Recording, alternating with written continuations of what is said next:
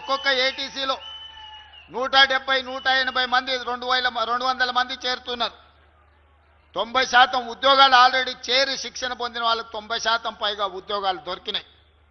ఇవి సరిపోవు, భవిష్యత్తులో ఇంకా పెంచాలన్న ఆలోచనతోని ఇంకొక 51 ఏటీసీలను ఈరోజు అదనంగా మంజూరు చేసినాం. రాబోయే సంవత్సరంలో ఆ 51ని కూడా పూర్తి చేసి తెలంగాణ రాష్ట్రంలో 116 అడ్వాన్స్డ్ టెక్నాలజీ సెంటర్ల ద్వారా నిరుద్యోగ తెలంగాణ యువతకు శిక్షణ ఇప్పించడం, వాళ్లకు ఉద్యోగ ఉపాధి అవకాశం కల్పించడమే లక్ష్యంగా ఈరోజు ప్రభుత్వం పనిచేస్తుంది. మిత్రులారా, నిరుద్యోగ సోదరులారా, ఆలోచన చేయండి. తెలంగాణ రాష్ట్రంలో ఈనాడు 178 ఇంజనీరింగ్ కాలేజీలు ఉన్నాయి. ప్రతి సంవత్సరం 1,10,000 మంది ఇంజనీరింగ్ స్టూడెంట్స్, ఇంజనీరింగ్ గ్రాడ్యుయేట్స్గా పట్టా తీసుకొని బయటకు వస్తున్నారు. వాళ్ళ తల్లిదండ్రుల బాధ, ఆ విద్యార్థుల యొక్క ఆలోచన చూస్తే మన వ్యవస్థ ఎంత దెబ్బతినిపోయిందో నాకు అర్థమవుతుంది. కొడంగల్ నియోజకవర్గం నుంచి ఇతర ప్రాంతాల నుంచి తల్లిదండ్రులు వస్తారు. సార్, మా పిల్లగాడు ఇంజనీరింగ్ చదువుకున్నాడు, నౌకరీ ఇప్పియని. ఎక్కడొస్తాయని ఆ పిల్లగాడిని అడిగితే వాడికి ఉద్యోగం ఎక్కడొస్తుందో వాడికి తెలియదు. పోనీ అప్లికేషన్ రాయరా అంటే వాడికి అప్లికేషన్ రాయడానికి వస్తలేదు. మరి ఎట్లనే ఇట్లా అంటే ఇక నువ్వే ఎత్తుకు సార్, ఏంటన్న నౌకరీ, నువ్వే నౌకరీ పెట్టి సార్, నువ్వే అప్లికేషన్ రాసుకో సార్, నువ్వు ముఖ్యమంత్రి కదా అని వాళ్ళ తల్లిదండ్రులు అంటారు. ఎవరైనా ప్రైవేట్ కార్పొరేట్ కంపెనీ ఒక వ్యక్తిని తీసుకుంటున్నాడంటే ₹1 జీతం ఇస్తే 10 రూపాయలు సంపాదించుకోవాలని వాళ్ళు ఉద్యోగం ఇస్తారు తప్ప ముఖ్యమంత్రి చెప్పిండానో, ఐటీ మంత్రి శ్రీధర్ బాబు గారు చెప్పిండానో ఈరోజు అట్లా ఉద్యోగాలు ఇచ్చే అవకాశాలు లేవు. మీకు ఏదైనా ఉంటే మీ గ్రామంలో స్కూల్ బిల్డింగ్ కావాలంటే మేము కట్టిస్తాం కానీ, లేదో దేవాలయం కావాలంటే సాయం చేస్తాం కానీ, అర్హత లేని వాళ్లకు చిన్న ఉద్యోగం కూడా మేము ఇవ్వము అని చెప్పి ఈరోజు ప్రైవేట్ కార్పొరేట్ కంపెనీలన్నీ స్పష్టంగా చెబుతున్నాయి. అందుకే పేరుకే ఇంజనీరింగ్ పట్టా, ఆ ఇంజనీరింగ్ పట్టా సాంకేతిక నైపుణ్యం లేకపోతే నాలుక గీసుకోవడానికి కూడా ఉపయోగం లేని పరిస్థితులు ఈరోజు సమాజంలో ఉత్పన్నమైనవి. అందుకే ఆలోచన చేయండి అని చెప్పి మా యువతకు చెప్తున్నా. అందుకే ఈరోజు తెలంగాణ గవర్నమెంట్ ఫోకస్ చేస్తున్నది ఈ అడ్వాన్స్ టెక్నాలజీ సెంటర్లను, స్కిల్ యూనివర్సిటీని, స్పోర్ట్స్ యూనివర్సిటీని. ఇవన్నీ ఎందుకు ప్రారంభిస్తున్నామంటే మట్టిలో మాణిక్యాలను వెలికి తీయాలి, తెలంగాణ సమాజంలో ఉన్న చైతన్యాన్ని సానపట్టాలి, వాళ్ళ జీవితాలను తీర్చిదిద్దాలన్నదే మా ప్రభుత్వం యొక్క ఆలోచన. ఈ తెలంగాణ రాష్ట్ర సాధననే అక్కడ కూర్చున్న నిరుద్యోగ యువత పోరాటం వల్ల వచ్చింది. వాళ్ళ ఆకాంక్షలు, వాళ్ళ భవిష్యత్తు బాగుంటుంది, ఉద్యోగ ఉపాధి అవకాశాలు వస్తాయని. పాలకుల నిర్లక్ష్యం వల్ల 10 సంవత్సరాలు ఏది జరగలే. కానీ ఈనాడు మీ సోదరుడు మీలో నుంచే ఒక 20 సంవత్సరాలు వెనకపోతే మీలాకనే నేను కూడా అక్కడ కూర్చున్నవాడినే.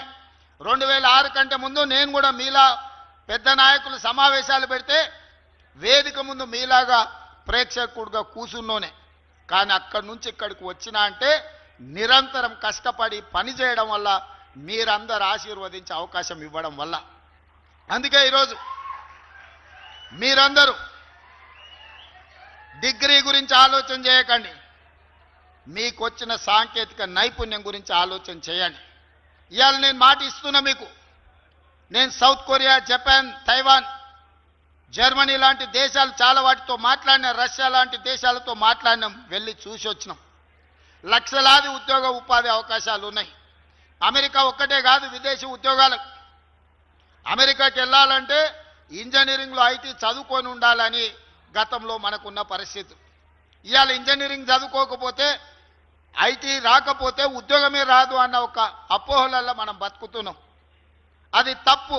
టామ్కామ్ అని మన రాష్ట్ర ప్రభుత్వం నుంచి ఒక సంస్థను ఏర్పాటు చేసి జపాన్కి పంపిస్తే, నేను జపాన్ పర్యటన పోయినప్పుడు పిల్లలు వచ్చి కలిసిండ్రు. ఏమైనా మీరు ఇక్కడ ఉన్నారంటే, మీ ప్రభుత్వం మమ్మల్ని ఇక్కడికి పంపించింది సార్, నేను 3 లక్షల రూపాయల జీతంతో జపాన్లో ఉద్యోగం చేస్తున్నా సార్ అని చెప్పిండు.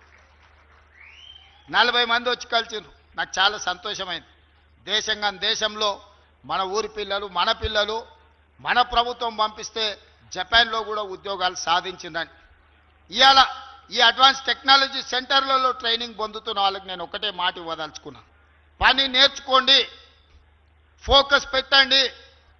Germany, Japan, south Korea, China లాంటి దేశాలు కూడా మన ముందు మొక్కరిల్లే రోజు వస్తుంది. ఇవాళ అమెరికా ఎట్లయితే మన ముందు మొక్కరిల్లిందో రేపు మీ సాంకేతిక నైపుణ్యంతో మీ విదేశాలలో బాగా బ్రతకాలన్న మీ కలలు సాకారం అవ్వడానికి అవకాశం ఉంది. ఇంతకుముందు మిత్రుడు పొన్నం ప్రభాకర్ గారు ఒక మాట చెప్పారు. గతంలో ఇందిరాగాంధీ ఉన్నప్పుడు అగ్రికల్చర్ సీలింగ్ యాక్ట్ తీసుకొచ్చి వేలాది ఎకరాలు, లక్షలాది ఎకరాలు జమీందారుల దగ్గర ఉంటే ఆ భూములు తీసుకొని పేదలకు పంచిపెట్టారు. ఆనాడు ప్రభుత్వం దగ్గర ఆస్తులు ఉన్నప్పుడు ఇండ్ల పట్టాలు ఇచ్చిండ్రు, ఇండ్లు ఇచ్చిండ్రు, వ్యవసాయానికి భూములు ఇచ్చిండ్రు. ఇవాళ ప్రభుత్వం దగ్గర పంచడానికి భూములు లేవు. ప్రభుత్వం దగ్గర ప్రభుత్వ కార్యాలయాలు కట్టడానికి భూమి లేదు. శ్మశాన వాటికల కోసం కేటాయిద్దామంటే భూమి లేదు. ఇక పేదలకు భూమి ఇవ్వడం అనేది పేదరికాన్ని నిర్మూలించడానికి భూములు ఇవ్వాలంటే అసాధ్యమైన పని. మరి పేదరికాన్ని ఎట్లా నిర్మూలించాలి? ఇది ఆలోచన చేయాలి. అందుకే నేను మొన్న ఉస్మానియా యూనివర్సిటీలో చెప్పిన, చదువు ఒక్కటే పేదరికాన్ని రూపుమాపుతుంది, సమాజంలో ఉన్న అసమానతలను రూపుమాపుతుంది. ఇవాళ మీరు చదువుకొని బాగుపడి ఉద్యోగాన్ని సాధిస్తే సమాజం మిమ్మల్ని గౌరవిస్తుంది, సమాజం మిమ్మల్ని ఆహ్వానిస్తుంది, సమాజంలో సంఘంలో మీ గుర్తింపు పెరుగుతుంది. చదువు ఒక్కటే మీ తలరాతను మారుస్తుంది. సాంకేతిక నైపుణ్యం ఒక్కటే మీ తలరాతను మారుస్తుంది. మీ తలరాతలు మారాలి అంటే అది మీ చేతుల్లోనే ఉంది. ఈ ప్రభుత్వం మీకు అవకాశాలు ఇస్తుంది. ఈ ప్రభుత్వం మీకు వసతులు ఏర్పాటు చేస్తుంది. ఈ ప్రభుత్వం ఇచ్చే అవకాశాలను వినియోగించుకోండి. తద్వారా సాంకేతిక నైపుణ్యాన్ని సాధించడమే కాదు, చదువుకోండి, గొప్పగా రాణించండి. ఇవాళ సత్య నాదేళ్ల ప్రపంచంలో గుర్తింపు తెచ్చుకున్నాడంటే చదవడం వల్లనే. చదువు లేకపోతే, సాంకేతిక నైపుణ్యం మనలో లేకపోతే ఈరోజు ఎందుకు గొరగాకుండా పోతాం? ఈ మధ్యకాలంలో గంజాయి కేసులు మేము పట్టుకుంటున్నాం. చెప్పడానికి బాధగా ఉంది. గంజాయి సరఫరా చేసేవాళ్ళు చాలా వరకు ఇంజనీరింగ్ గ్రాడ్యుయేట్స్, ఇంజనీరింగ్ చదువుకుంటున్న పిల్లలే సరఫరా చేస్తారు.